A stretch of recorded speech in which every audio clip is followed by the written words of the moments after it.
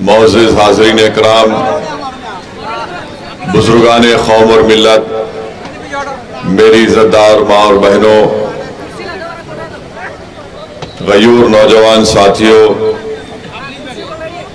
मैं सबसे पहले आप तमाम का बेहद शुक्रिया अदा करता हूं कि आपने आज किशनगंज के इस पार्लियामेंट के इंतखाबात की इलेक्शन मीटिंग में आपने शिरकत की। आपका बेहद शुक्रिया।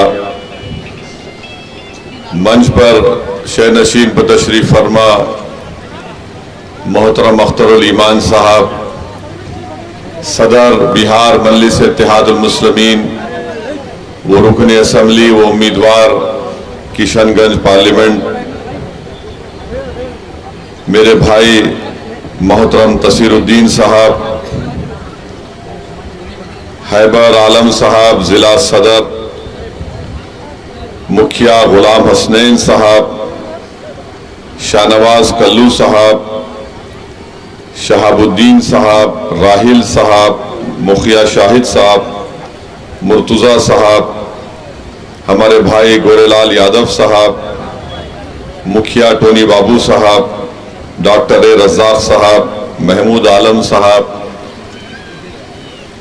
मेरे छोटे भाई आदिल हसन साहब, उत्तर प्रदेश के मजलिस इत्तेहादुल मुस्लिमीन के सदर मोहतरम जनाब शौकत अली साहब और हैदराबाद के रुकन असम्बली वो इंचार्ज किशनगंज मोहतरम जनाब माजिद हुसैन साहब, मेरे अजीज दोस्तों और बुजुर्गों, मेरी इज़्ज़तदार माँ और बहनों, ये मेरी खुशकिस्मती है कि आज मैं घासीपुरा के इस गयूर सरजमीन पर बसने वाली आवाम के दरमियान में खड़े होकर मुझे अल्लाह रब्बुल इज़्ज़त ने कुछ बोलने का मौका इनायत फरमाया।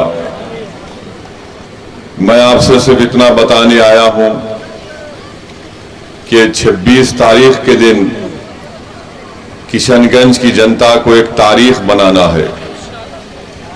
26 तारीख के दिन आपको तारीख ये बनाना है कि या तो आप वोट देंगे उस पार्टी के उम्मीदवार को जिसने सीमांचल की सरजमीन पर बसने वाले इंसानों से नाइंसाफी की है, या तो आप जालिमों के हक में वोट देंगे, या फिर आप इंसाफ की सरबुलंदी के लिए, सीमांचल की इंसाफ के लिए आप अख्तरुल ईमान के हक में अपने वोट का इस्तेमाल करेंगे।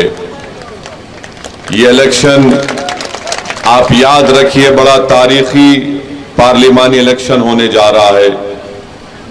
तो 26 तारीख को सीमांचल की जनता को इस बात को याद रखना पड़ेगा, चाहे जेडीयू हो, राजद हो, कांग्रेस हो, बीजेपी हो। आप जानते हैं कि सीमांचल के नाम को अगर किसी ने अपनी जबान से अदा किया तो मजलिस इत्तेहादुल मुस्लिमीन ने अदा किया। ये तमाम दूसरी सियासी पार्टियां सीमांचल का नाम लेने से डरती थी, कतराती थी, उनको पेट में दर्द होता था। मजलिस ने जब से सीमांचल की इंसाफ की लड़ाई का आगाज किया, आज आप देखते हैं कि 9 साल के अरसे में नरेंद्र मोदी की जबान पर भी पूर्णिया में सीमांचल आ गया। ये मजलिस इत्तेहादुल मुस्लिमीन की कामयाबी है कि मोदी को भी इकरार करना पड़ा कि सीमांचल नाम का एक इलाका है जो भारत का सबसे पसमानदा इलाका है। 26 तारीख के दिन जब आप वोट डालने जाएंगे तो आपको इस बात का ख्याल रखना पड़ेगा कि क्या मैं उस पार्टी का साथ दूंगा जिसने हमारी बेटी और बहन बिल्किस बानो की अस्मत रेजी करने वालों का उनको रिमिशन दिया, उनको जेल से रिहा करवा दिया। आज आपके सामने जेडीयू है, मगर याद रखिए ये जेडीयू नहीं, ये बीजेपी है। जब 26 तारीख को आप वोट डालने जाएंगे तो बिल्किस बानो की उस तकलीफ को याद रखिए कि हमारी एक बहन बेटी हामिला थी, 2002 में उसकी अस्मत रेजी की गई। उसकी एक 3 साल की बेटी को उसके सामने कत्ल कर दिया गया। उसकी मां को और उसकी खाला को हमारी बेटी के सामने बारी बारी से अस्मत रेजी करने वालों को नरेंद्र मोदी की सरकार ने रिहा करवा दिया। तो 26 तारीख को एक तारीख रकम करना है कि क्या हम उस पार्टी का साथ देंगे जो हमारी माँ और बहनों की इज्जत नहीं करते। तीसरी बात आपको याद रखना है कि CAA का कानून जो नरेंद्र मोदी की सरकार ने बनाया, और उस पार्लियामेंट में अगर किसी ने CAA कानून के खिलाफ पूरी आईन और संविधान के सामने रखकर बोला तो उस पार्टी का नाम मजलिस इत्तेहादुल मुस्लिमीन है।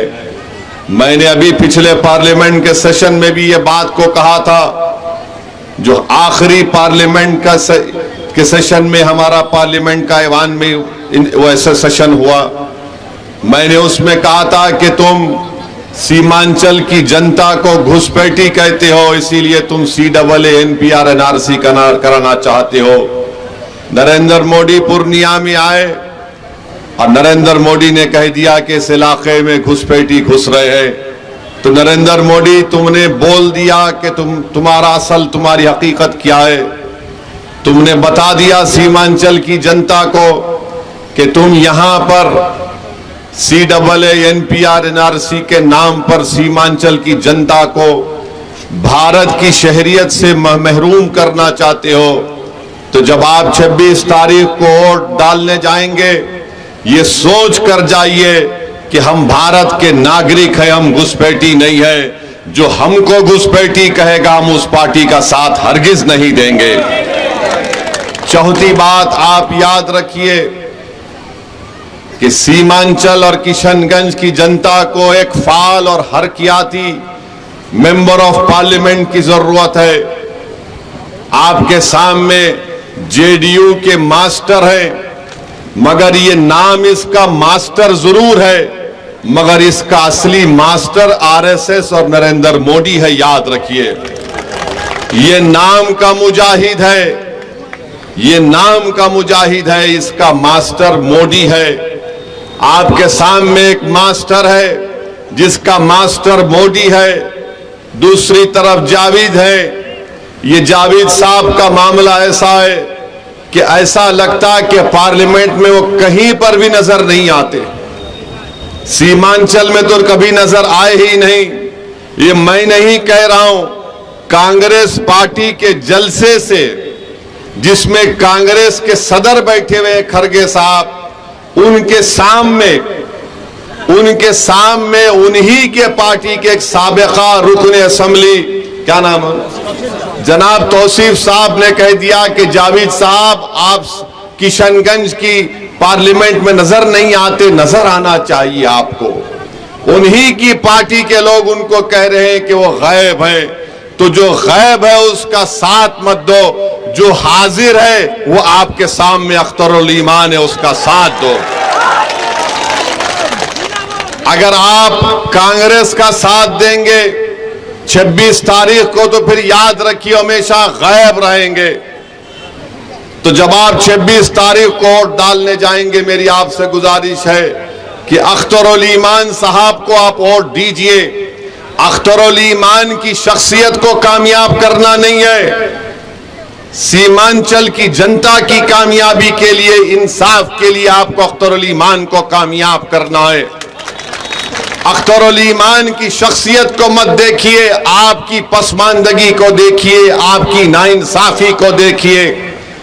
कल जब पार्लियामेंट में CAA NPR NRC का कानून लाया जाएगा इस सरजमीन पर, आप अपने दिलों पर हाथ रखकर सोचिए कि जब यहां पर NPR NRC होगा तो क्या जावेद लड़ेगा या ये मास्टर लड़ेगा? जावेद को उसकी पार्टी कहेगी खबरदार तुम हिलना नहीं, तुम गायब हो जाओ। मास्टर से कहेंगे कि तू मास्टर नाम का है, तेरा मालिक मोदी है, तू जबान नहीं खोलना। कौन उस वक्त दौड़ते हुए आपकी तकलीफ को और आपकी मुसीबत में आएगा? उसका नाम अख्तरुल ईमान होगा। इस बात को याद रखिए आप। और फिर मैं आपको बताना चाहूंगा, अख्तरुल ईमान को किशनगंज की जनता अपना एमपी बनाकर कामयाब करेगी तो अख्तरुल ईमान भारत की लोकसभा में मेरे बाजू बैठेगा। मेरे बाजू अख्तरुल ईमान बैठेंगे। और जब मेरे बाजू बैठेंगे तो पूरे कैमरा दूल्हे को देखते हैं, अख्तरुल ईमान को भी देखेंगे। जावेद को आपने बिठाया मगर जावेद कहीं नजर नहीं आते हैं। ये खुद उनकी पार्टी कह रही है, हम नहीं कह रहे। तो जो नहीं दिखता उसको वोट नहीं देते, जो दिखता है उसी को वोट देते हैं, और जो बिकता है उसको वोट नहीं देते। एक तरफ बिक चुका है, एक दिखता नहीं है, एक ना बिकता है और दिखता है, उसका नाम अख्तरुल ईमान है। तो इसीलिए हम आपसे अपील करने आए हैं कि 26 तारीख के दिन आपको एक तारीख बनाना है। लोग समझ रहे कि एमआईएम पार्टी को हम रोक लेंगे, आप नहीं रोक पाएंगे एमआईएम पार्टी को। आप बताइए, अब आप बताइए कि मोदी भारत के प्रधानमंत्री हैं, सीमांचल की जनता को गाली देकर चले गए। ये घुसपैठी बहुत ज्यादा आ रहे। अरे मोदी जी, क्या बॉर्डर सिक्योरिटी फोर्स अख्तरुल ईमान के इशारे पर काम करती है? क्या एसएसबी अख्तरुल ईमान के इशारे पर काम करती है? आप सिर्फ इस इलाके को बदनाम कर रहे हैं इसलिए कि यहां पर अल्पसंख्यक समाज के मुसलमान ज्यादा रहते हैं। अरे मोदी, तुम कह देते कि यहां पर सीमांचल भारत का सबसे गरीब इलाका है, यहां पर हजारों लाखों एकड़ जमीन कटती है, यहां पर नदी का पानी आ जाता है, मगर मोदी को फिक्र सिर्फ घुसपैठियों से है। और मोदी की नजर में घुसपैठी कौन है? अख्तरुल ईमान है। मोदी की नजर में घुसपैठी अख्तरुल ईमान है। तो इसीलिए मेरे अजीज दोस्तों, मेरी इज्जतदार माँ और बहनों, 26 अप्रैल को जब आप निकलकर अपना वोट डालेंगे तो मेरी इन 5-6 बातों पर आप जरा इस पर गौर करिए, अपने दिलो दिमाग पर जोर डालिए। आपको एक ऐसा एमपी चाहिए जो फिरका परस्त ताकतों से लड़े, जो मौका परस्त ताकतों से लड़े, जो आपके दरमियान में रहे। आज आप देखते हैं कि आज यहां पर इस विधानसभा में अभी हमने सब डिवीजन की का मुतालबा किया। नीतीश कुमार क्या कर रहे हैं बताइए आप? नीतीश कुमार कर सकते थे, इस इलाके को सब डिवीजन बना सकते थे, मगर उन्होंने नहीं किया। मास्टर कर सकते थे मगर नहीं किया। क्यों नहीं कर रहे? क्योंकि उनको इस जनता यहां पर जमीन पर बसने वाले लोगों से नफरत करते हैं। तो मेरी आपसे दबन गुजारिश है कि आप याद रखिए, जब तक आपकी आवाज नहीं पैदा होगी कोई आपकी तकालीफ का जिक्र करने वाला नहीं होगा। अभी आपने सुना कि 1 लाख से ज्यादा मुसलमानों को बिहार में नौकरी से महरूम कर दिया गया। अरे कब तक आप इन तमाम पार्टीज का साथ देंगे जो आपका वोट तो हासिल कर लेते मगर आपको नौकरी नहीं देते, आपको इंसाफ नहीं देते? राजद का मामला है, एमवाई कहते हैं मुस्लिम यादव। उन्हीं का सेंसस क्या कहता है कि बिहार में मुसलमान 17% है और यादव हमारे करीब 14-15% के करीब है। 22 उम्मीदवारों के नामों का ऐलान राजद ने किया। कितने मुसलमानों को दिया? 2 को दिया। कितने हमारे यादव भाइयों को दिया? 8 को दिया।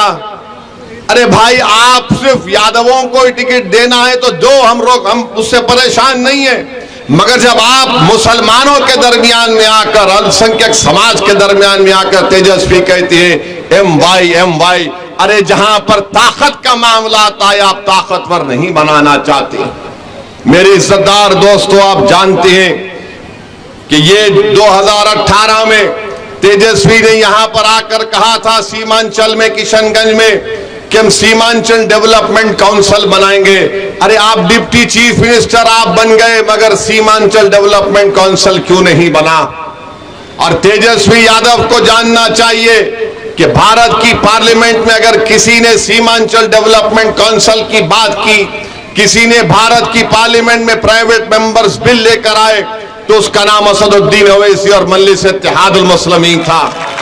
मेरे अजीज दोस्तों और बुजुर्गों, एएमयू कैंपस का आप अख्तर भाई से सुन चुके हैं, अलीगढ़ मुस्लिम यूनिवर्सिटी का कैंपस। मोदी नहीं बोलेंगे, नीतीश कुमार नहीं बोलेंगे, और डॉक्टर जावेद तो बेचारे उनको बोलने आता भी नहीं है, वो क्या बोल सकते हैं।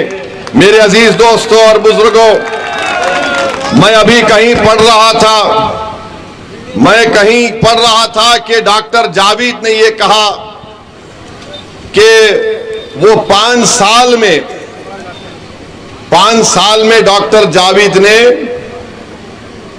उन्होंने ये कहा, क्या कहा भाई, हाँ, डॉक्टर जावेद ने ये कहा कि मैं 5 साल में 1.5 लाख किलोमीटर पैदल चला हूं, और रोज 100 किलोमीटर चलते थे वो। जावेद साहब, आप तो मोदी से बड़ा फेंकना शुरू कर दिए। अरे आप बताइए कि कितने, उन्होंने कहा कि मैंने 5 साल में 1.5 लाख किलोमीटर पैरों से चला है। अरे वो बोल रहे हैं, झूठ क्यों बोलेंगे, बोल रहे हैं रोज 150 किलोमीटर चले हैं जावेद साहब, मगर वजन तो कम नहीं हुआ, मोटे ताजे नजर आते हैं। जावेद साहब, झूठ बोलने की भी कोई सीमा रखिए। हाँ, आप ये कहिए कि मैं झूठ में मोदी का मुकाबला कर रहा हूं, तो हम समझ सकते हो इस बात को। आप अंदाजा, जब मैं पढ़ा ये, मैं बोला, ताज्जुब किया क्या, ये तो वर्ल्ड रिकॉर्ड है। अब आइंदा ओलंपिक्स में जावेद साहब को भिजा दीजिए, इंडिया को गोल्ड मेडल ला लेंगे चलने में। आप कहां चले हमको बताइए। अब जब चलने की बात आई, तो हम और अख्तरुल ईमान साहब पिछले साल, मैं और अख्तरुल ईमान साहब पिछले साल करकरी घाट के नदी में हम लोग सिर्फ 10 मिनट चले। करकरी घाट में कितना, 10 मिनट चले अख्तर भाई, 10 मिनट, हाँ 10 या 15 मिनट चले, थोड़ा घुटने बराबर पानी आया।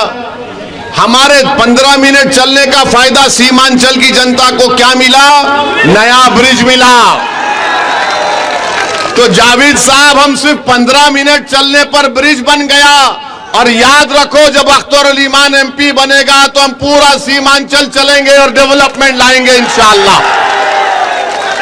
सिर्फ 15 मिनट चले तो तेजस्वी को पसीना छूट गया, फोन पे फोन, ए अख्तर भाई क्या कर रहे हैं, वो काम शुरू हो गया।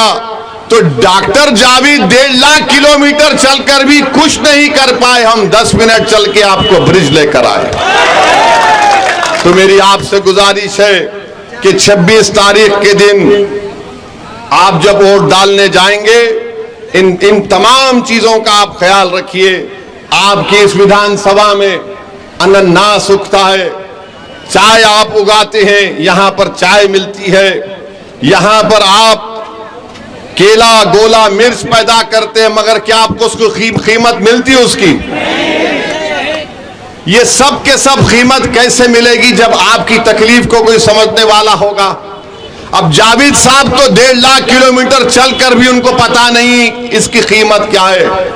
मास्टर सिर्फ पैसे बांट सकता है, मास्टर के पास बहुत पैसा है, मगर याद रखो जो पैसे देता है वो निकालना भी जानता है। यहां अख्तरुल ईमान को कुछ चीज नहीं चाहिए, इस शख्स की जिंदगी का मकसद एक ही है कि बिहार में आपकी एक क़ियादत खड़ी हो जाए और सीमांचल से इंसाफ हो जाए। अगर ये 2 काम अख्तरुल ईमान की जिंदगी में हो जाएंगे, मुझे यकीन है कि होगा इंशाअल्लाह ताला। ये हमारे भी जिंदगी का मकसद है कि सीमांचल से इंसाफ हो। मैं बार बार आपसे कह चुका हूं और आज भी कह रहा हूं कि सीमांचल को मैं आता रहूंगा हमेशा इंशाअल्लाह ताला। सीमांचल का इंसाफ मेरे लिए बहुत जरूरी है। जब तक अल्लाह मुझे जिंदा रखेगा मैं सीमांचल की लड़ाई लड़ता रहूंगा। मेरी आंख जब बंद हो जाएगी तो अलग बात है, मगर अल्लाह जब तक सेहत और जिंदा रखेगा हम सीमांचल की लड़ाई लड़ेंगे। चाहे कोई भी आ जाए हम इंसाफ दिलाकर रहेंगे सीमांचल में इंशाअल्लाह ताला। तो मेरे अजीज दोस्तों और बुजुर्गों, मैं यहां पर खड़े होकर अल्लाह से दुआ भी करता हूं कि अल्लाह सुब्हाना व तआला हमारे साबिका एमपी मौलाना सलाउल कासमी साहब के अल्लाह उनकी मग़फ़िरत करे। नेक आदमी थे। जब ट्रिपल तलाक का कानून लाया गया तो उनको कांग्रेस पार्टी ने बोलने का मौका नहीं दिया। इतने बड़े आलिम दीन और मौलाना को बोलने नहीं दिया गया। मेरे भाई, ये पार्लियामेंट में बोलने ही की खुसूसियत है। कोई पार्लियामेंट नहीं जाता गूंगा अंधा बन के बैठने के लिए। पार्लियामेंट में कोई जाता है तो आपकी तकलीफ को बयान करने के लिए जाता है। आपके इस इलाके में आप जानते हैं कि यहाँ पर 5-8 नदियों का पानी आता है, महानंदा, मेंची और कनकई। इसका हल कैसे निकलेगा मेरे भाई? इस विधानसभा में इतनी तकलीफ है, इसका हल कैसे निकलेगा? अख्तरुल ईमान को आप यहां से अपना नया एमपी बनाइए। हम आपसे वादा करेंगे इंशाअल्लाह ताला ये तकालीफ दूर होगी। आपके इस विधानसभा में पिपरी थान से बादल चौक की रोड है, रोड नहीं है, रोड नजर ही नहीं आती। कौन ये आपकी लड़ाई लड़ सकता है? सिवाय अख्तरुल ईमान के कोई नहीं लड़ सकता। और जो मास्टर है वो मोदी उसका मास्टर है, और हम हर हाल में इनका साथ नहीं देना चाहिए। याद रखिए, मजलिस पिछले 10 साल से पार्लियामेंट में जितने भी कानून मोदी ने लेकर आए, मजलिस ने उन तमाम कवानीन के खिलाफ वोट दिया। CAA का कानून हो, ट्रिपल तलाक का कानून हो, बल्कि मास्टर से एक बात पूछ लेना और जावेद से भी पूछ लेना। पिछला पार्लियामेंट का आखिरी सेशन था तो हुकूमत नरेंद्र मोदी के पूछा कि 22 जनवरी को बड़ा तारीखी काम हुआ था, कोई तकरीर नहीं कर सका जो हम बेबाकी के साथ बता दिए। हमने पार्लियामेंट में खड़े होकर कहा था, ये जावेद और मास्टर को चैलेंज कर रहा हूं, तुम इस चुनाव में खड़े होकर बोलो बाबरी मस्जिद जिंदाबाद, बाबरी मस्जिद जिंदाबाद, बाबरी मस्जिद जिंदाबाद। नहीं बोल पाएंगे। क्यों नहीं बोल पाएंगे? क्योंकि मास्टर का मास्टर मोदी है, और जावेद तो बेचारे उनको बोलेंगे हाँ हमारी जान निकल जाएगी। ये काम हमने किया पार्लियामेंट में खड़े होकर। सबने हमसे पूछा तुम्हारी हिम्मत कैसे हुई? हमने कहा हिम्मत का मामला नहीं है, ज़रफ का मामला है। हिम्मत का मामला नहीं है। जिसका ज़मीर जिंदा होगा वो नाइंसाफी को नाइंसाफी कहेगा। आप बताइए, ये लोग ये भी नहीं कह सकते पार्लियामेंट में? अरे हम देखते हैं जावेद साहब को, कुछ नहीं कर सकते, बैठे रहते। अच्छा, एक बात जावेद साहब की है, जब हमारा भाषण होता है तो पहले से आकर बैठकर सुनते हैं अब ये क्या बोलने वाला है। हम भी समझते हैं कि ठीक है, कोई सुन रहा है, सीख रहा है, तो हमको इतराज नहीं है। मगर इतना हमारा भाषण सुने तब भी मुंह में जबान नहीं आई, तब भी मुंह में जबान नहीं आए। हम तो समझ रहे थे कि हमारा भाषण सुनकर जावेद साहब भी एक मर्तबा कुछ बोल देंगे, मगर नहीं बोले। नहीं बोल सकते मेरे भाई। इन गरीबों की तकलीफ अपने सीने में महसूस करना पड़ेगा, नाइंसाफी को महसूस करना पड़ेगा, जुल्म को महसूस करना पड़ेगा, तभी तो जबान में तकलीफ निकलेगी, वो बेबाकी से अल्फाज निकलेंगे। तो आपसे एक ही गुजारिश है कि 26 तारीख के दिन आप लोग सुबह के वक्त अपना एक वोट का इस्तेमाल करिए, अख्तरुल ईमान को कामयाब करिए। किशनगंज की पार्लियामेंट की सीट से अख्तरुल ईमान को कामयाब करिए। हम आपसे वादा कर रहे हैं कि अख्तरुल ईमान को भी हम कहेंगे कि इनकी कामयाबी के बाद जितने विधानसभा किशनगंज पार्लियामेंट में आते हैं वहां पर अख्तरुल ईमान एक एक दफ्तर एक ऑफिस खोलेंगे। क्योंकि सीमांचल की लड़ाई अगर अख्तर भाई दिल्ली में लड़ेंगे तो आपके इस ठाकुरगंज की विधानसभा में अख्तरुल ईमान का ऑफिस होगा। वहां पर एक लड़का बैठेगा, आप कभी भी आकर अपनी तकलीफ को उसको बयान करेंगे ताकि आपके एमपी को मालूम हो सके ये हम आपसे वादा करके जा रहे हैं। हम आपसे ये वादा नहीं कर रहे हैं कि अख्तरुल ईमान 1.5 लाख किलोमीटर चलेंगे। अख्तरुल ईमान चलेगा जरूर और आपको भी साथ में चलना पड़ेगा इंशाअल्लाह ताला। हम आपको बता रहे हैं आने वाले महीनों में इंशाअल्लाह ताला विधानसभा के चुनाव से पहले अगर आप हमारे साथ चलने को तैयार है तो पूरा सीमांचल चक्का जाम किया जाएगा। मोदी याद रखो, तुमको बताएंगे यहां पर घुसपैठी नहीं, यहां पर इंसान रहते हैं। अरे तुम सबका साथ सबका विकास की बात करते हो, तुम विकसित भारत की बात करते हो, मगर सीमांचल को तुमने नजरअंदाज करके रख दिया। 10 साल में तुमने एयरपोर्ट नहीं बनाया, तुमने कोचा दामन में रेलवे स्टेशन नहीं खोला, तुमने बहादुरगंज में डिग्री कॉलेज नहीं खोला। तो मेरे भाई लड़ने वालों की जरूरत है और अख्तरुल ईमान सबसे बेहतरीन आपका उम्मीदवार है। मैं पूरी सीमांचल की जनता से अपील करता हूं, किशनगंज की जनता से अपील करता हूं कि एक होकर आप लोग अख्तरुल ईमान को कामयाब करिए। याद रखिए, बीजेपी अगर दोबारा इख्तिदार में आएगी तो बीजेपी भारत के संविधान को और आईन को तब्दील कर देगी। बीजेपी इबादतगाहों के कानून को खत्म करके रख देगी। इसीलिए भी बहुत जरूरी है कि आप मुत्तहिदा तौर पर एक वोट को भी जाया मत होने दीजिए और अख्तरुल ईमान को नहीं, सीमांचल को कामयाब करिए। अख्तरुल ईमान को नहीं, इंसाफ को कामयाब करिए, अमन को कामयाब करिए। अपने मुस्तकबिल को रोशन रखने के लिए पतंग छाप के निशाने पर बटन दबाकर आप बता दीजिए इन लोगों को जो हमारा वोट तो लेते हैं और हमारी पीठ में खंजर घोंपते हैं। यही चंद बातें मुझे आपसे अर्ज करना था। और याद रखो चुनाव 26 को खत्म नहीं होगा, चुनाव 26 को नहीं खत्म होगा।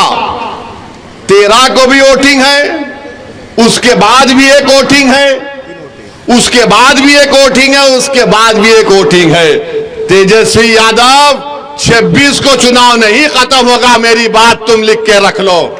अब यहां से चुनाव शुरू होगा तो सीमांचल की लड़ाई चलते रहेगी। हम आपका शुक्रिया अदा करते हैं कि आप यहां पर आए।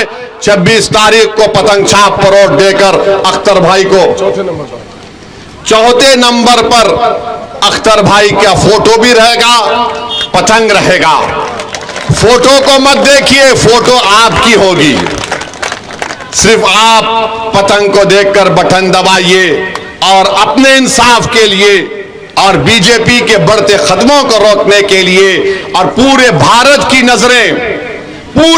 की नजरें किशनगंज पर लगी हुई है कि क्या यहां पर आप मुत्तहिद होकर एक फाल और हरकियाती शख्स को कामयाब करेंगे या फिर आप खुदा ना खास्ता कहीं हम गलती ना कर दे तो बीजेपी ना निकल जाए। मेरे भाई, किशनगंज में मुकाबला अख्तरुल ईमान का मोदी से है, कांग्रेस तो रेस में नहीं है। इसीलिए हम आपसे अपील कर रहे हैं कि अपना एक वोट बैलेट के ऊपर जो मशीन पे चौथा नंबर है, हमारी मां और बहनों से भी अपील कर रहे हैं, चौथे नंबर पर पतंग छाप पर बटन दबाकर आप अपने इत्तेहाद को कामयाब करिए और बिहार में अपनी एक सियासी क़ियादत को खड़ा करके मजबूत कर दीजिए। बहुत बहुत शुक्रिया। अस्सलाम वालेकुम।